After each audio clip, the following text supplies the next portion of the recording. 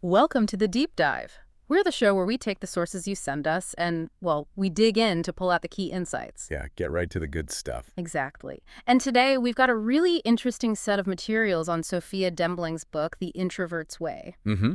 Summaries, author bio, quotes, Q&A bits, quite a mix. It is. So our mission for this deep dive is pretty clear. We want to nail down what Dembling really means by introversion. And clear up some of those common mix-ups, right? Spot on. And crucially, pull out some practical takeaways. How to navigate things if you lean that way, especially when the world often feels geared towards extroverts. Makes sense. Where do we start? Well, Demling herself seems to kick things off from a place of personal discovery. Right. It wasn't like she always knew or was comfortable with being introverted. There's this sense she questioned it initially. Yeah, like maybe it was something off, but she moves towards accepting it, fully accepting it as just part of who she is, not a flaw. And that really sets the stage, doesn't it? It's not about fixing something broken. Definitely. And it's interesting to see that against the backdrop of how we've thought about introversion over time. Freud's earlier ideas could sound a bit pathological. Well, yeah, the focus was sometimes on deviation. But then you get Carl Jung, who offered a much more balanced view. An energy thing, right? That's you. Exactly. Extroverts get energy from the crowd. Introverts draw energy inward from solitude or quieter activities, like charging a battery. It's a fundamental difference in orientation. Okay. And this isn't just old psychology, is it? It connects to current ideas, too. Oh, for sure. Yeah. It's still researched, and you often see connections drawn to things like the highly sensitive person or HSP. HSP, right. How does Yeah. that fit? Well, HSP is more about processing sensory stuff deeply, being more sensitive to stimuli. It's not identical to introversion, but, there's often a lot of overlap in the experience. Many introverts might also identify as HSPs. Gotcha. Now, something Dembling really hammers home, and it's all over these sources, is telling introversion apart from shyness. Oh, yeah. This is the big one. People mix them up all the time. So what's the core difference, according to her? It boils down to motivation, really. Shyness stems from fear of social judgment, awkwardness, that kind of thing. Okay, fear-based. Right. Introversion, though, it's more about preference or energy. It's often a lower desire for a ton of social stimulation because it's draining. So an introvert can be social, maybe even good at it. Absolutely. They can be perfectly charming or engaging, but afterwards they'll likely need downtime to recharge, unlike an extrovert who might feel energized by the same event. The motivation and the energy cost are different. That makes sense. They can do it, they just don't need it the same way. Precisely. Which leads us right into this idea of an extroverted bias, especially maybe in American culture. Dembling definitely talks about that, how society often seems to value the louder, more outgoing traits. Think about typical workplaces or even classrooms sometimes. Yeah, participation grades, open plan offices. Exactly. And Dembling argues this overlooks the real strengths introverts bring. Things like quiet observation, deep thinking before speaking, forming really meaningful connections. These aren't weaknesses at all. Not at all. They're valuable perspectives. But in a culture that prizes, quick talking and constant interaction, they can get drowned out. She even touches on the brain science a bit, doesn't she? Different processing.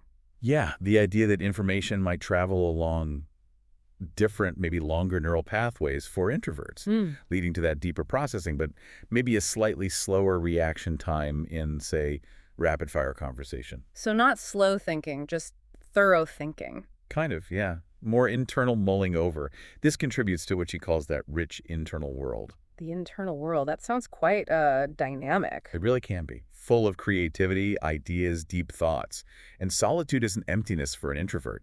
It's the necessary space to cultivate that, to tend that inner flame, as she puts it. Protects from overstimulation, too, I imagine. Definitely. It's crucial for recharging. But this difference in style, the need for processing time, it can cause communication snags, right?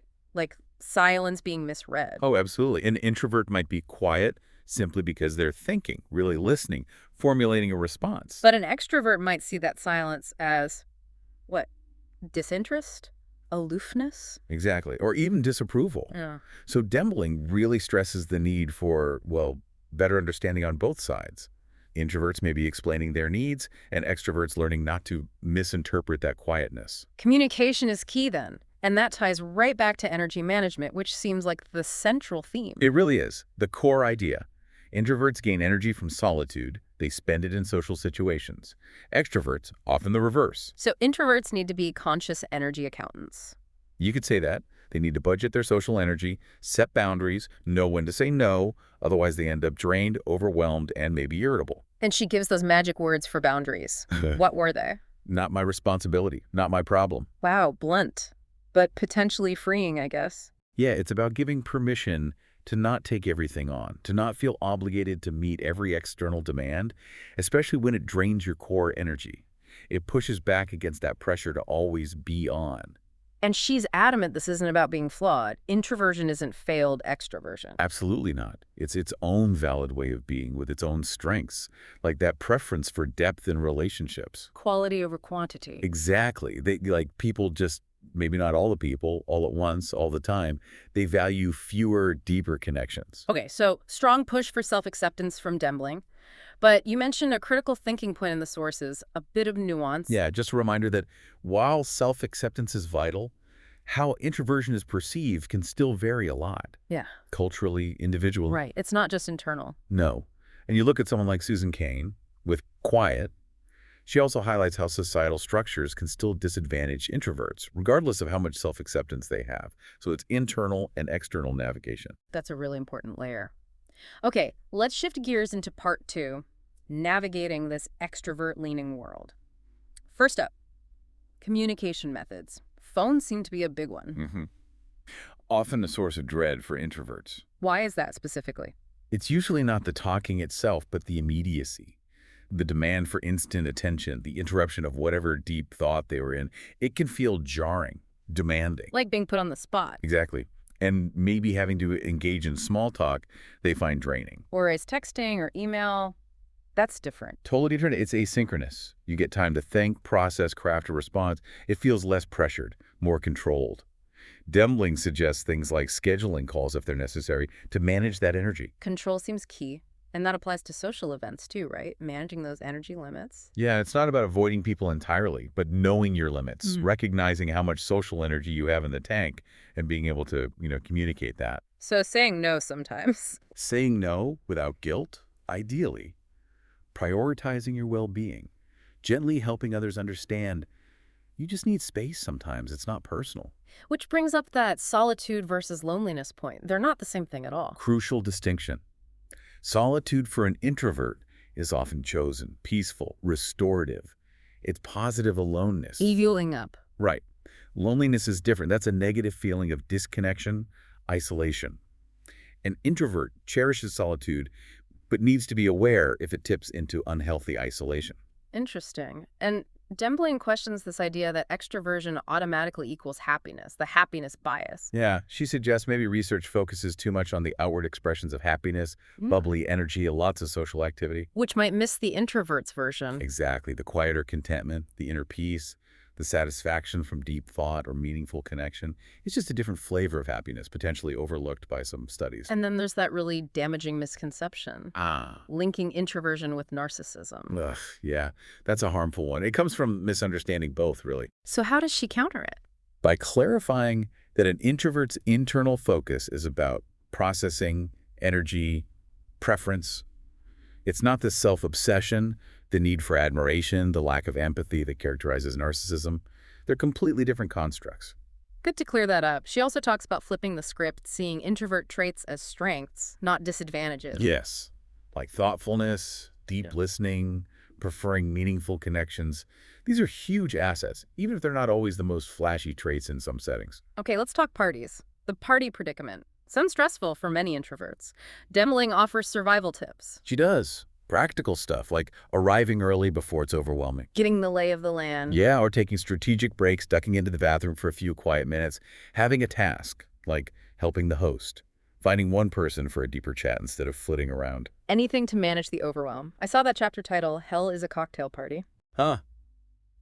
Yeah, that captures the feeling some introverts have about endless superficial chat. Dembling basically says you have the right to disengage from boring conversations. Really? Just walk away. Maybe not abruptly, but yeah, you're not obligated to be trapped listening to someone drone on. Protect your energy. Listening to bores is not my job, as the affirmation goes. Which connects to saying yes and no more broadly. It's a balancing act. Totally. Assess the invitation. Is it likely to be genuinely enjoyable? Offer a meaningful connection. Weigh that against the energy cost. Sometimes pushing your comfort zone a little is good, but it should be a conscious choice. Having an exit strategy helps. Oh, massively. Knowing you can leave at a certain time or having a reason ready, it just lowers the anxiety beforehand. Gives you a sense of control so you can actually relax a bit while you're there. It seems like it really boils down to different definitions of fun. Absolutely. Extrovert fun might be the big party, lots of people, high energy. Introvert fun might be reading, hiking alone, a quiet dinner with one close friend, deep conversation. Dembling says, embrace your definition. Don't apologize for it. And that preference for depth shows up in friendships too, quality over quantity again. Right. Investing energy in a few close, authentic friendships that are genuinely energizing, rather than spreading yourself thin over many acquaintances. Making friends might take effort, but she encourages openness while still guarding your boundaries. Okay, loads of practical stuff there. Let's get into part 3, introverts in different contexts. The online world may be surprisingly good for introverts. Yeah, in many ways it is, because of the control. Control again. How so online? Well, texting, blogging, even social media, it's often asynchronous. You can take your time, think about your response, phrase it carefully. Less pressure than face-to-face or a phone call. So the written word helps organize thoughts.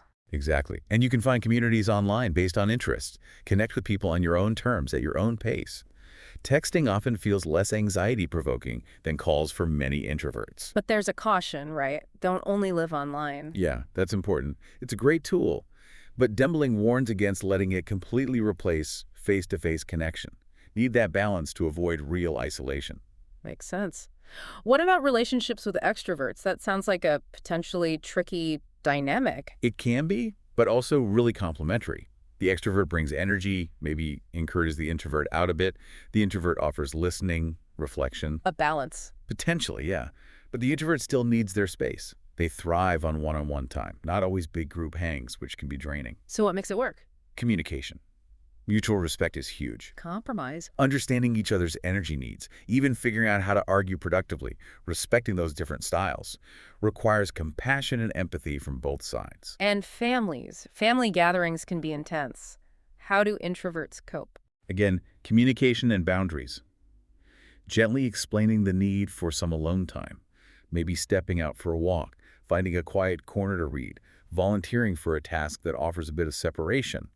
It's about finding those pockets of solitude without making others feel rejected. And if you have an introverted child? Acceptance is everything. Don't try to fix them or push them to be more outgoing.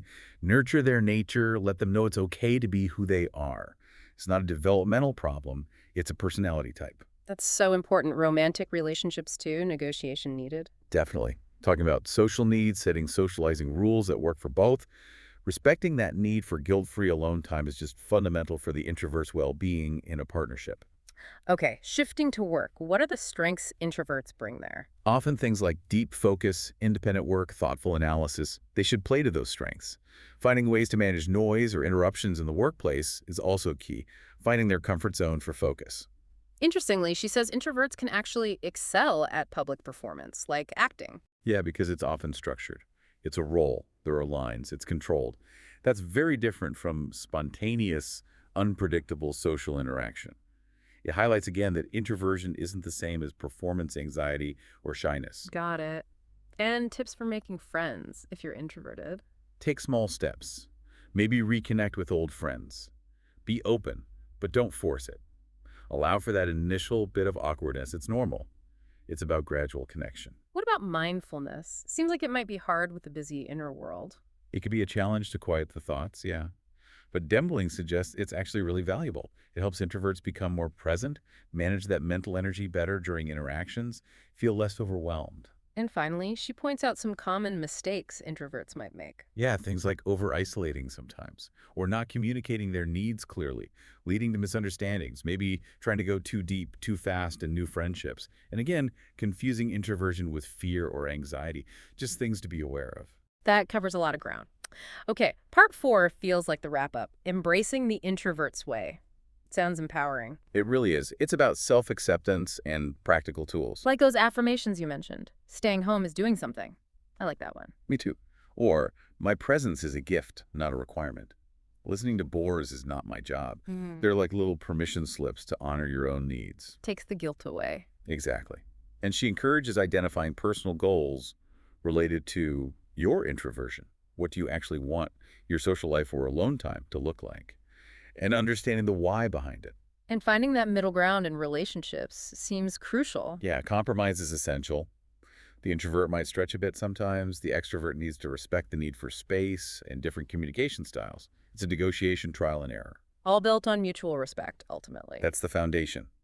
Challenging that idea that extroversion is the default or a better way, recognizing both are valid, both have strengths, that leads to more harmony. Because embracing who you are and letting others be who they are just makes life better, right? More comfortable. Absolutely. More serene, more enjoyable for everyone involved, finding comfort in your own skin. And those final quotes capture it well. I know what I need better than anyone else. Trusting yourself. And middle ground is very comfortable, finding that balance. And we've pulled in those Q&A points throughout, haven't we? Uh-huh. Defining introversion, the energy management, why phones can be tricky. Those concise answers really help cement the core ideas. So summing up this deep dive on the introvert's way, the big message is introversion is normal. It's valuable. It's not a problem to be solved. Definitely. It has distinct characteristics, needs, strengths. And the keys are self-awareness, knowing your energy levels, knowing your needs. And boundary setting, protecting that energy without guilt. And maybe collectively just challenging those lingering biases against quieter styles. Yeah, pushing for a world that respects the full spectrum of personalities. So here's something for you, our listeners, to think about. How could understanding introversion, your own or someone else's, change how you connect with people? Could it lead to more meaningful relationships, maybe a more balanced society? What part of this discussion really hit home for you? Are there any small insights you could try applying in your own life? Lots to think about. Thanks for taking this deep dive with us.